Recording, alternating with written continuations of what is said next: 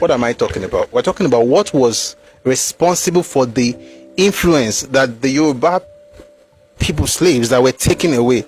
What was responsible for the influence they had in the new world? So let me go back to it and I'll try. Guys, I can't promise you that I'll be quiet because it reminds you of possibilities. I'm not happy. I'm not, oh, we were great in the past. No, it tells you why we are who we are today. I have not finished what I was saying. No, I've not finished. I'm talking about political structure. The economic structure was put in place. Apart from the toll gates, they had to create a product in Ife in the 1000s that eventually changed the dynamics of politics and power in this part of the world. The product is not bigger than this, but that product became the mainstay of Ife economy and became the beginning of what made it eventually become an empire. It's called glass beads. Kojubailo. Glass beads. Inyu, Segi, made it. There's furnace. There are materials for this that tells you the temperature that the thing has to get to, how the crucibles were made, all those things. Who came up with those things? I mean, there were glass beads already in Yoruba land, but by the time Oduduwa came, he turned it into Prada, Gucci, Louis Vuitton, Chanel, everything combined together into one. That was what Oduduwa did. He was decked in glass beads to the point where the chiefs were like, oh boy, be like say this is a fashion statement, or it became a status symbol. Chiefs were wearing it. It was being exported. They were taking it everywhere. It found its way into Mediterranean, that's Europe, got to China, traveled everywhere. It was so crazy that by the time Ibn Battuta wrote about Ife in 1352, it was in Timbuktu between 1352 and 1353. He heard about Ife and then wrote about Ile-Ife 1353.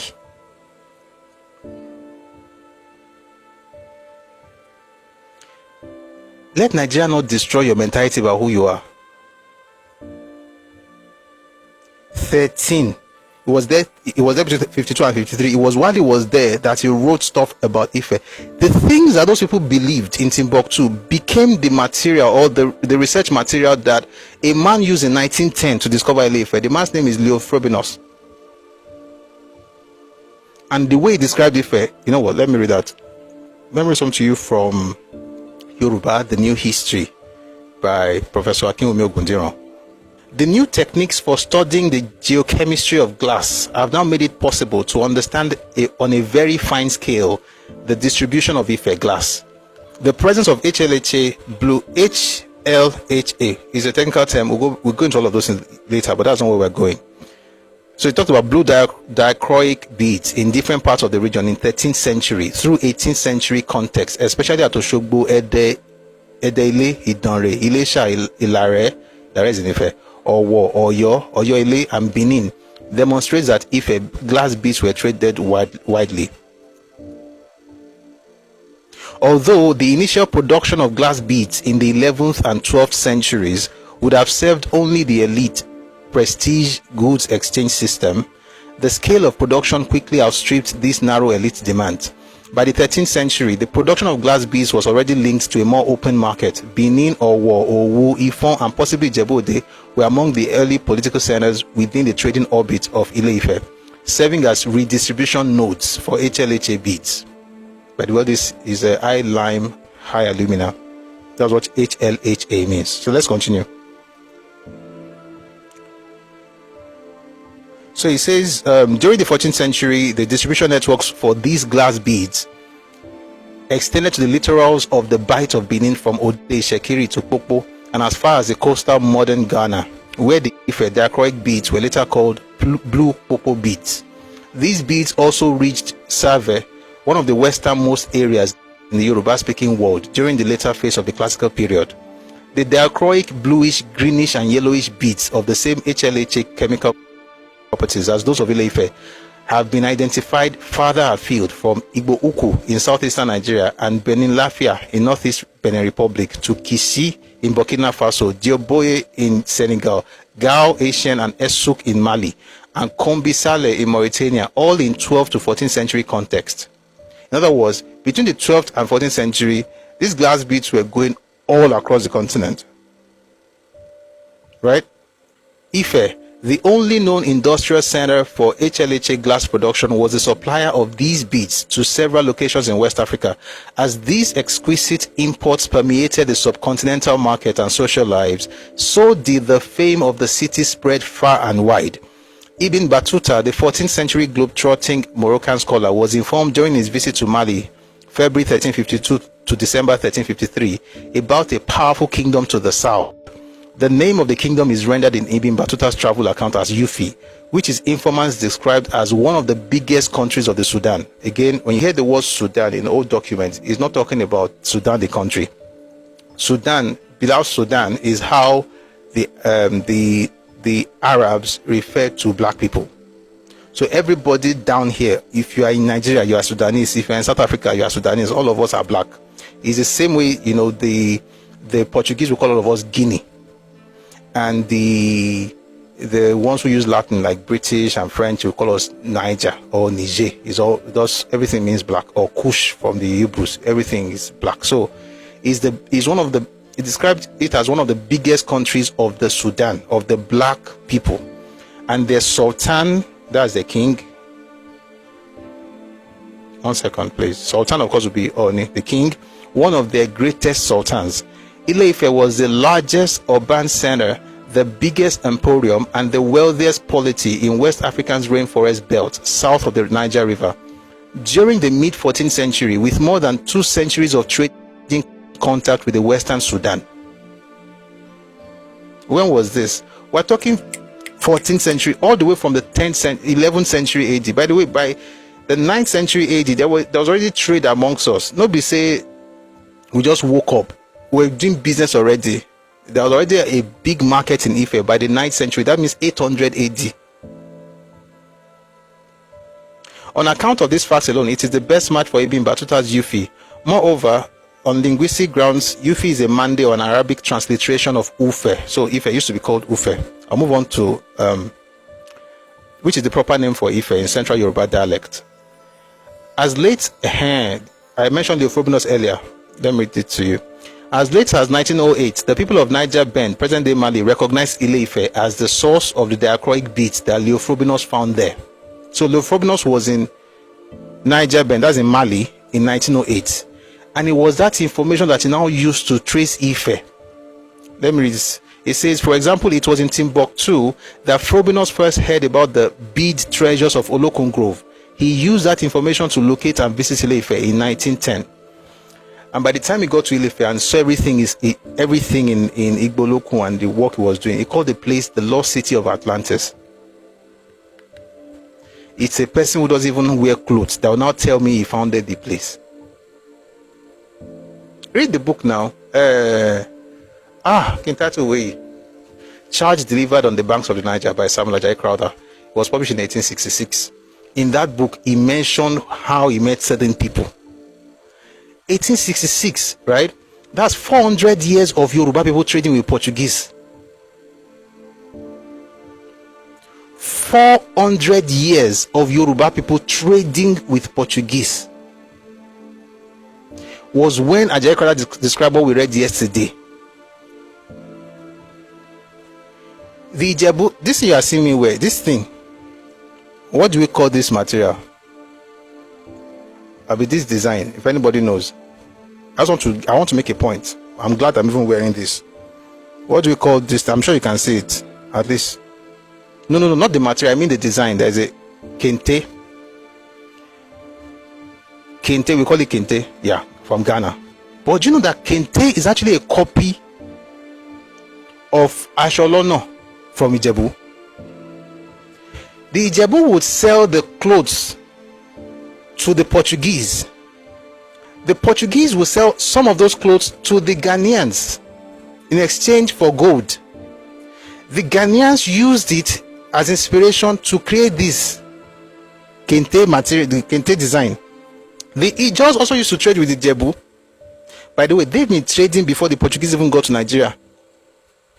Ijaws, Ijebu, they were already trading. They got the same clothes and used it to make their own stuff. as inspiration for their own. By the way, they always acknowledge it because they are civilized people. It's the ones who are not civilized who now says that they came up with the idea of Akwete. That Akwete thing got to Igbo land through the Ijo. The Ijos got it from the Ijebu. The Ijebu sold it to the Portuguese. The Portuguese got it to the Ghanaians. This was in the 1400s. A person who was described here in 1800 as being filthily and scantily clothed is somehow the one who created Ile-Ife. How?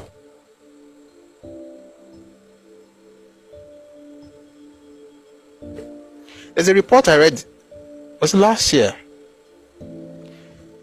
There is a team from Maryland, from different parts of the United States, and also from OAU, working on excavation in Yorùbá land. And guess what they discovered? They found cotton seed from 10th century AD. By the way, one day we have sessions on this thing. The clothing industry in Ife was a thing by the 12th century AD. 12th century, far. Oh, we're not perfect. We didn't have airplanes. But guess what? I'm talking to people in the comment section. Guess what? Who were heads and shoulders above anybody. Do you know that by the 12th century we have cities of more than 70,000 people? And we didn't have acephalous or autonomous communities by that time. Our era of autonomous community was before Christ.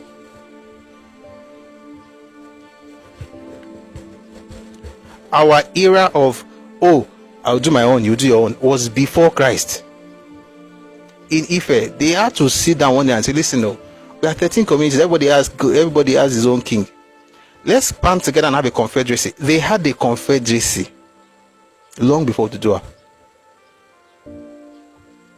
A confederacy where all the kings, I mean, the town was, it's not like you had a king. There was no king of Ife, but all the kings were able to work together, right, with a chairman. And the first chairman was Oranfe, and the last was Obatala. Do you know how complex our society was? Do you know how they developed religion? Oh God. There are some things, like I said, I tried to say small part last year. People got angry, say, oh, religion. I'm like, if you study, which I don't think I'll ever bring to the public because people can't take it. If you study how they engineered religion, my people, Yorùbá elders I'm proud of where I'm from. How they created, and not to oppress, so to structure society. How they took care of their heroes, how they deified men. I mean, I'm a Christian, yes, but the process of deification, because listen, man, I'm blessed. I am blessed. I'm a child of God though, but I'm a Yoruba man. Man, I'm blessed. You know, when you study the Roman Catholic Church, there's something called beatification, where a saint is beatified, right? We had it. We did it in Yoruba land. It's not about imported religion. Stop it. Not this place. Please, no, don't do that. There's no imported religion in Yoruba land. You guys don't get it. I won't even go there. Imported Bawo. Christianity is a Yoruba religion today. Forget. Islam is a Yoruba religion today. You'll be shocked. You go to Mali. Shango is in Mali. It was from Yoruba land. We imported and we exported. People took Shango from Yoruba land. It became Dogon when they got to Mali. It's still there. Somebody said wrong. That's your business. It's my platform. Christianity is Yoruba religion. Live with it, or whatever you want to do, you do. There's nothing you can do about it. This is the reason I can't say some of those things. People who don't know enough just be shouting and say, no, I don't believe, I don't agree. That's your business. As of 1901, the Yoruba already domesticated Christianity such that it was conspicuously different from what was brought in by the British. Guys, study it. What do you think? Why do you think Fela's grandfather was popular? Fela's grandfather so domesticated it that they changed the music in churches. They stopped speaking English. Why do you think the African church came to be with Ajayi Crowther? Why did people like Mojola Baby, people like Reverend Cole? Did you know that the first Yoruba Quran was written by a Christian reverend? The first Yoruba Quran was translated by Reverend Cole. He's a Christian. The second one that was translated by a Muslim was not even as good as the one by a Christian, because they said that one was translated from Arabic and then it got some things wrong. This one did from English to Yoruba, and it was good, and they used it for many years. And he was a Christian. Why? But why was he able to do that? Is Yoruba? All these are religion. You are religion. You are clinical. You don't even understand where you are coming from. Your elders. Stop praying to me to Eastern. Guys, sorry. These are the Yoruba people I don't like having here. These are the people. These are the reasons. The things I'm saying right now. This is surface level, by the way. This is very, very surface. This is very, very surface. If surface level is triggering you and you're shouting, people are praying to Eastern and people are praying to Middle, you don't get it. There are egungun that we have in Yoruba land today that is not even original to us. Should we throw Egunoko away? You think Egunoko is from Yoruba land? It's Nupe. Does that matter? No. Why? Because we also exported. We did it so well that Oyinbos came and became not just adherents of our religion here, they also became priestesses and priests. One of them is Susan Wenger. You can research her name. She's on her. She's Austrian.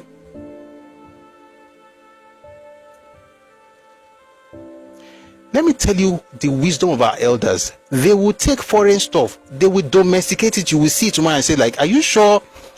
Báwo ni Sele àti Anglican ṣe jọra? Báwo ni Kerubu àti CMS ṣe jọra? Meanwhile, Orimolade was in CMS. Ẹjọ́ kí ni CMS? Táwọn òyìnbó kí ni tán sọ Yorùbá sí o? Kí ni CMS òyìnbó Anglican Church? Kí ló fi jọ Kerubu? We don't respect our elders or long. We just talk. People think that they are the first people to have these ideas. And that's the pride of ignorance. You assume that because you just have this light bulb moment, like, oh boy, your job is not to reinvent the wheel. Your job is to build on what has been done. Many of the books I studied in university on Ifa and stuff were written by Christian ministers. Guess what? The Ifa man, Babalawo will be the one to even be your research partner.